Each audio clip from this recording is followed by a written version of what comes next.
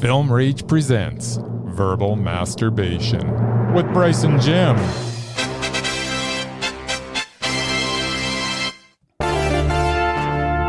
All right, in this week's Verbal Masturbation session, we are talking with an award-winning director and producer.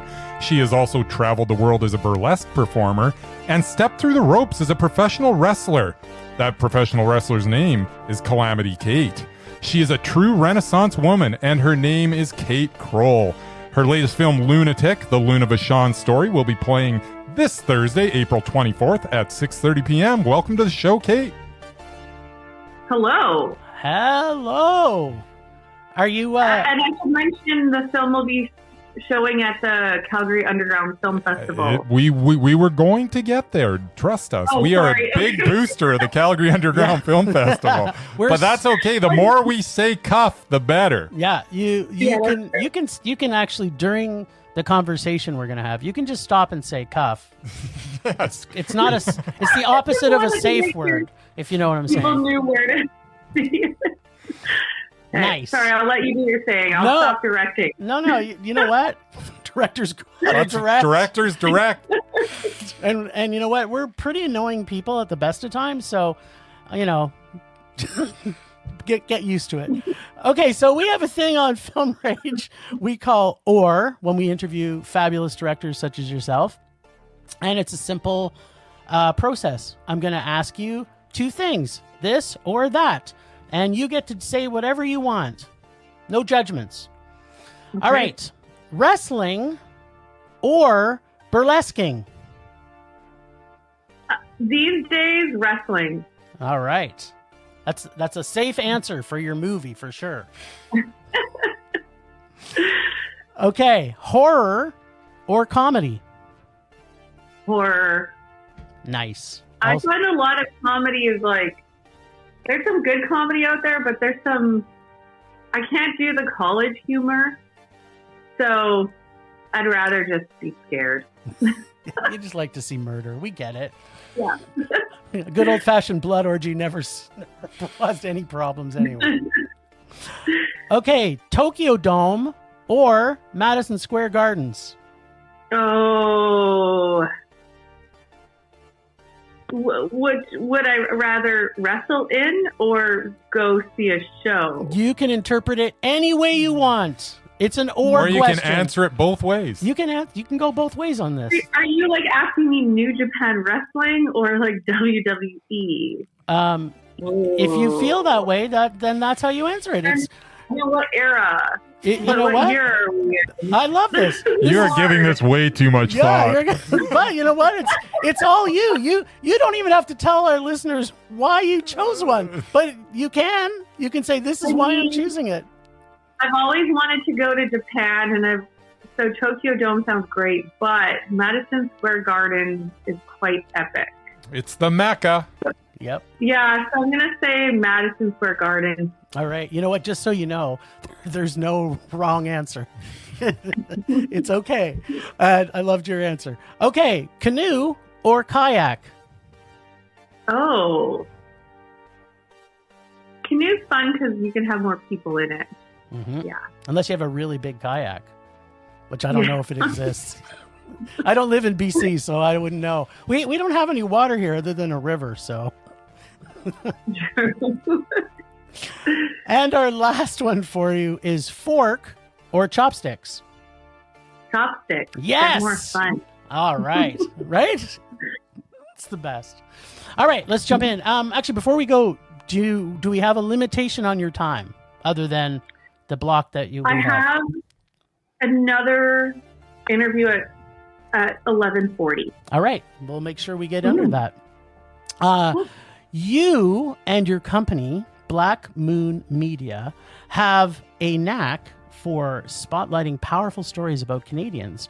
What drives you to tell these stories in a cinema landscape that I guess I want to say is dominated by Disney-style content? Well, I really love to tell stories about, I love strong female characters. I love telling stories through a female lens. And So that's really important to me.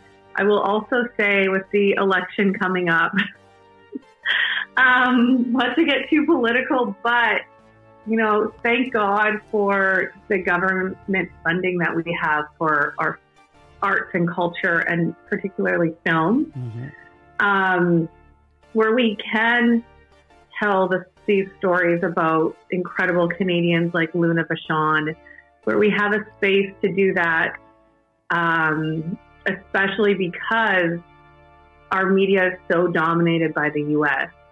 And obviously the U.S. makes great films. And how could we compete if it wasn't for the government financing that we have here? And that's something I'm thinking about when I go to the polls in the next couple days. Yeah, no, it's such a good point. Both Bryce and I we live for independent and underground film. Like, it's what drives us. It's where our passion lies. So you're right. If it goes in a certain direction that isn't going to allow us to see as much content as we want, it's going to break our hearts too. So absolutely. Yeah, basically, S. Polyev. That's all I can say. I'm sorry I'm saying it. But Fair enough. This is all about you. You can say whatever the hell you want. Oh, by the way, you can swear as much as you fucking want here. Okay. Yeah, I was gonna try and pretend that we were like alt-right Christians and that, you know, we don't like any swear words, but, you know, because we talk about anal a lot on our show, I don't think it's gonna go for too bad. So, okay, so Raven Banner, what?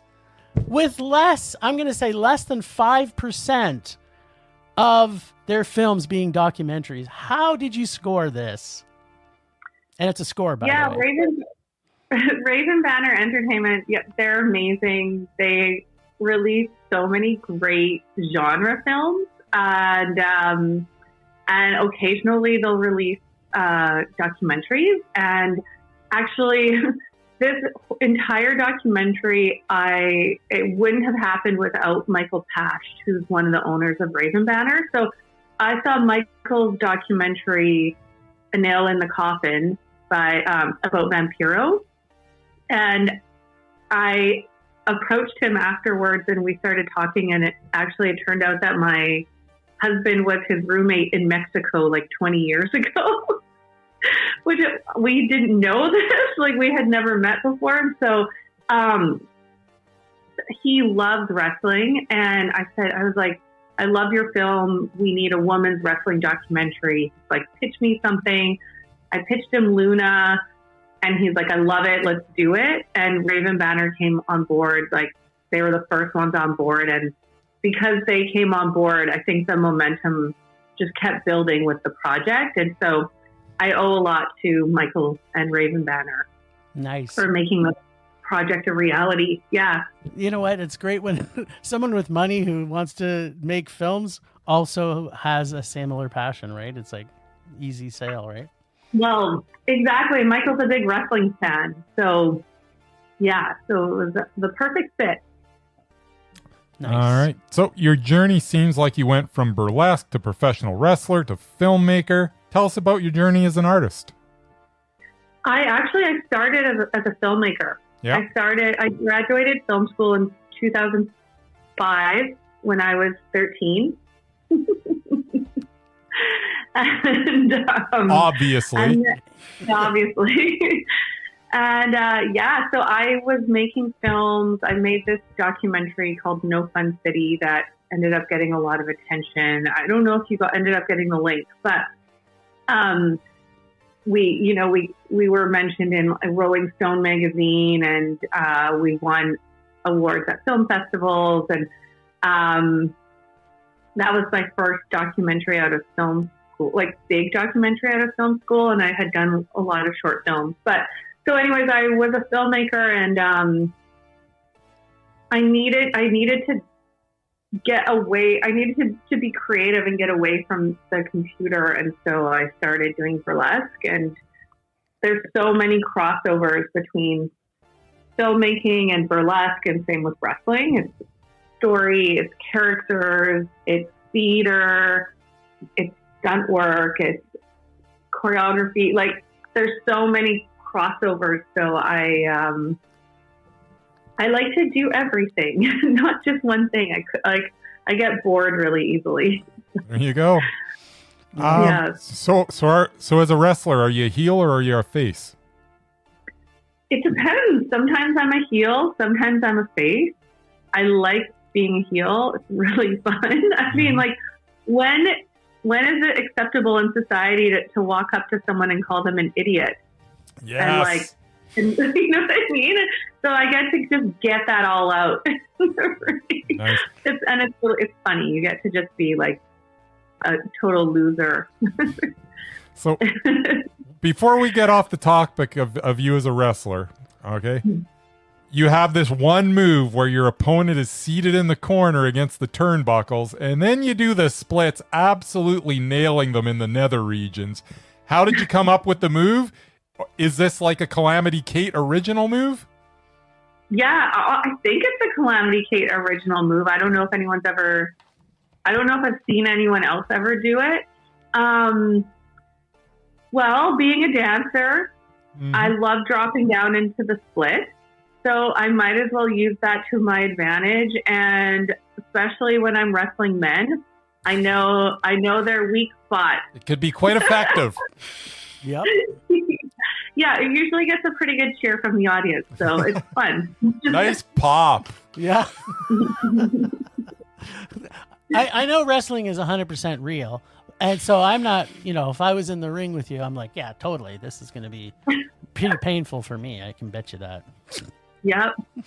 Nice. Okay, so how did you fall in love with Luna? Like, was she your idol, or like where did the passion come from for her in particular?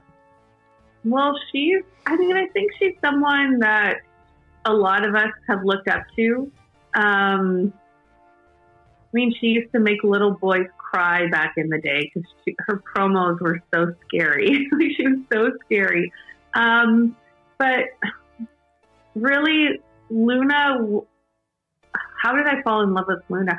Interesting. I mean, I didn't know a ton about her. I mean, I thought I knew a lot about her and then realized I actually didn't.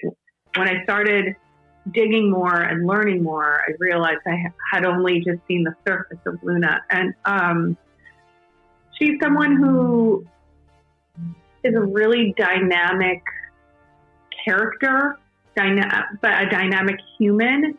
She has a lot of layers to her.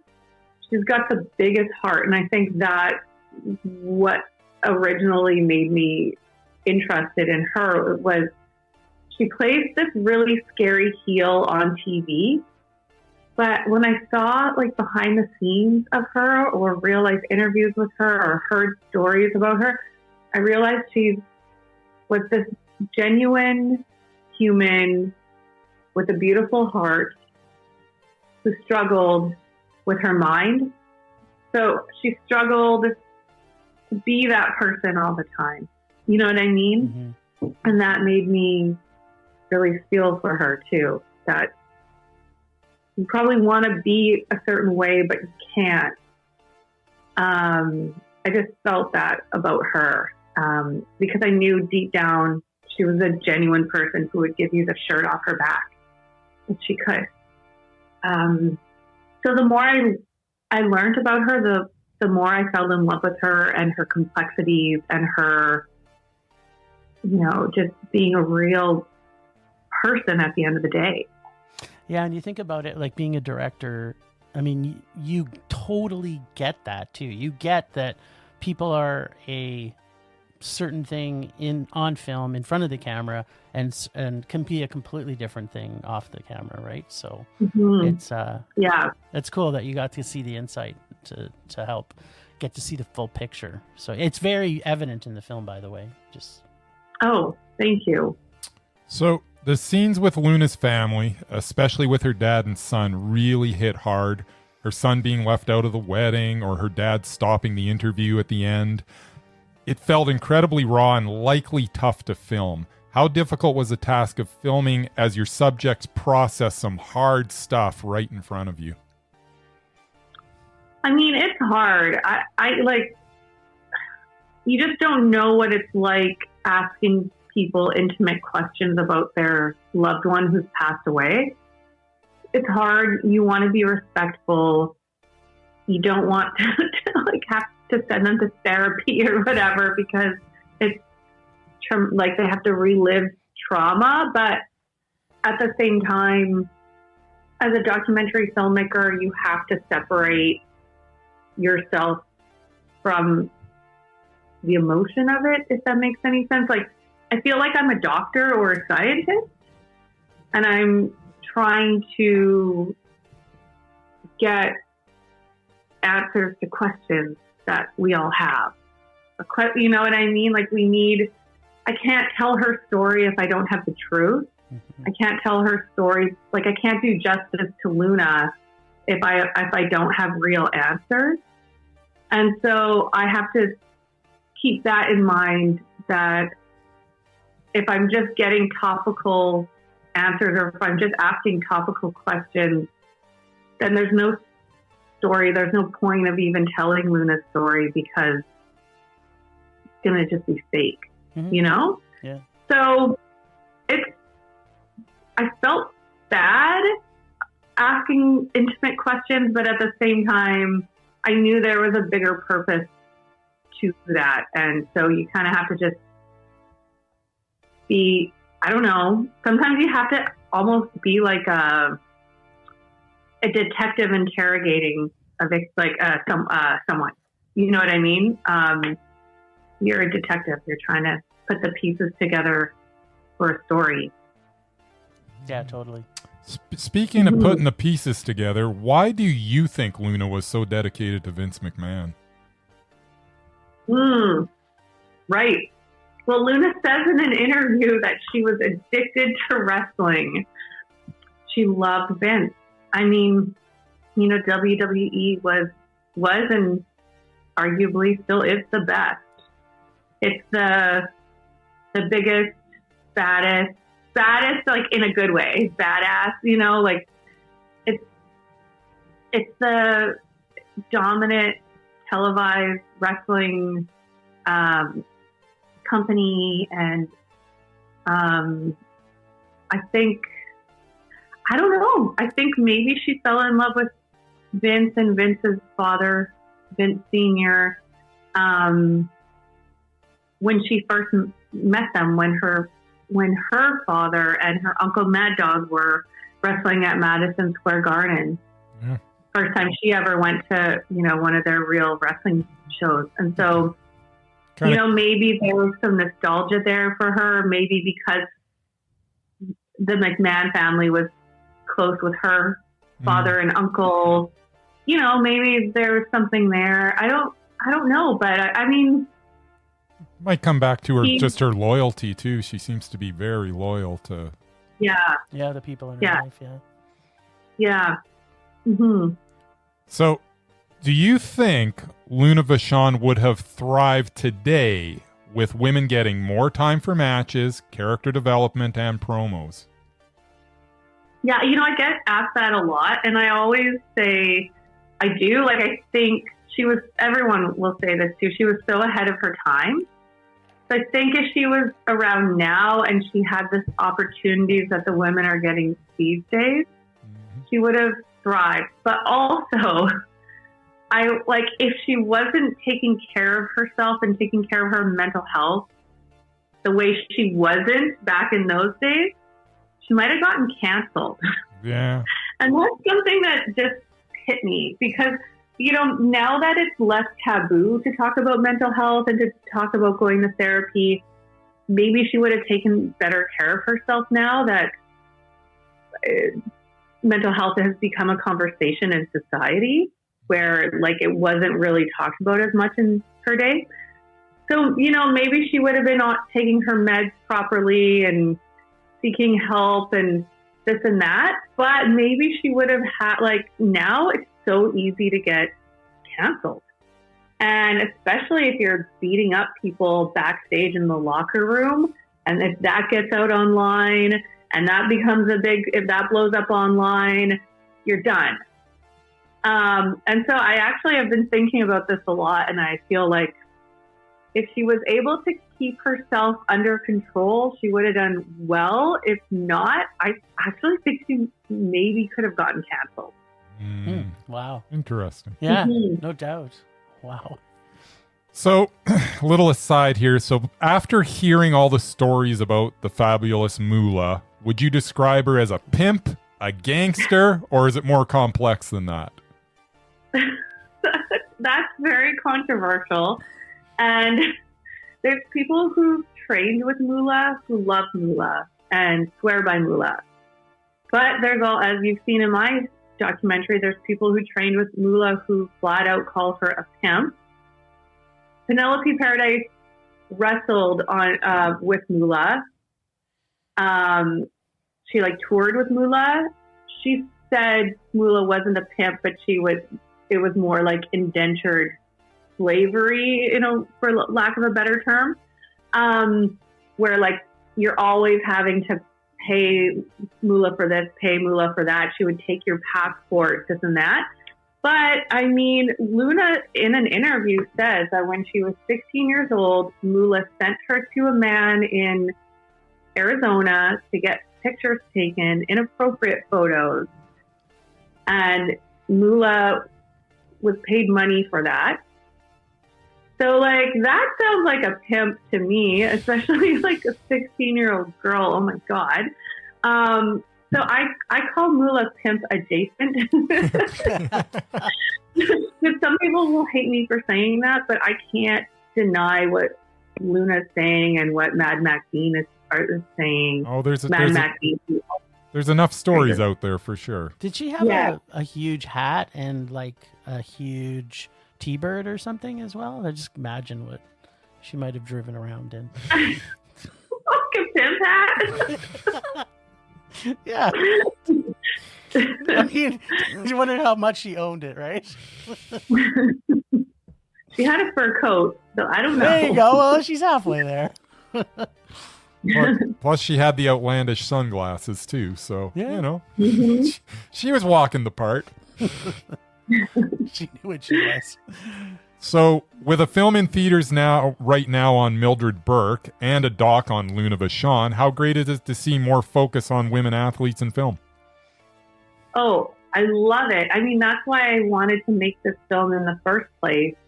I wanted to see more female wrestlers celebrated on the screen. So it's really, really cool to see that these women who helped pave the way for me are getting their flowers finally. That's awesome. Have you seen the new film about Mildred Burke? Queen of the Ring? Queen of the Ring, yep. No, it's on my list. Yeah, I'm so excited to see it. Awesome. All right, this is our final question actually for you. So we've kind of talked a little bit about this already, but the film, I feel, kind of echoes the idea of check yourself before you wreck yourself, highlighting the importance of self-care and mental health. Would you say that this would be the main message that you want people to take away from your film, or is there other just as important messages that you feel? I mean, I think there are a lot of it. There are a lot of important messages in this film, but yeah, for me, the biggest takeaway that I would want people, oh my God, I can't talk, you guys. The biggest thing I would want people to take away would be on the subject of mental health. I had 2 friends commit suicide while I was making this film. So that really drove home why I wanted to talk a lot about Luna's diagnosis with bipolar disorder.